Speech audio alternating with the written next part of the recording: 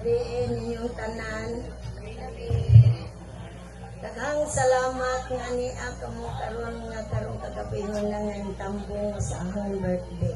Wala gyud ko maibalong nga ingon ani ang iyahang gibuhat diri nahon.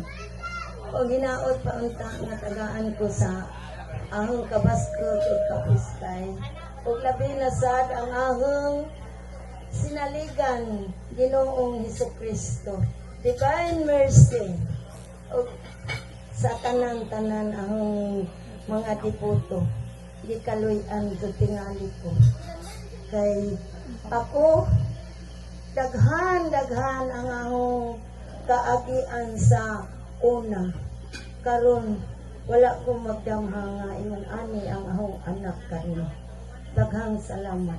Ug labi na sad ang ahong igsuon nga gikan sa kamutis. Unumi ka magsuon. Tulomi ni adinhi. Ako ug kanang sa Cebu ug kas kamutis.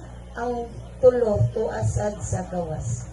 Unya ug labi na sad ahong mga anak ahodzong gipahibaw nga maulin nga tambong mo karon. Ang ilang mga asawa wala data kay nagbilin sa ilahang tindahan. Kanirang ang isa nga anak nga si Amay, iya yung gidala iyang asawa. O labi na sad karon nga si Rodel. Daghang salamat Rodel nga imo akong sakit kayo ang daghang salamat Del. O imo kong tabangan ang karong kabagabihon na napang takdil bakit kaon po di na dataso ng istorya kay sakitan ko nga wala ang anak nga natampo karon daghang salamat anira ko. Alright, thank you so much Ate Waning.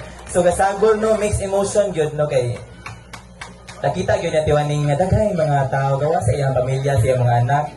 Makita sad nato nga daghang gyud tao nga nagmahal sa ni Ate Waning. So mixed emotion bisag kinsa po siguro po no makita nga naay natiduyong imo sa mga celebration sa imong birthday.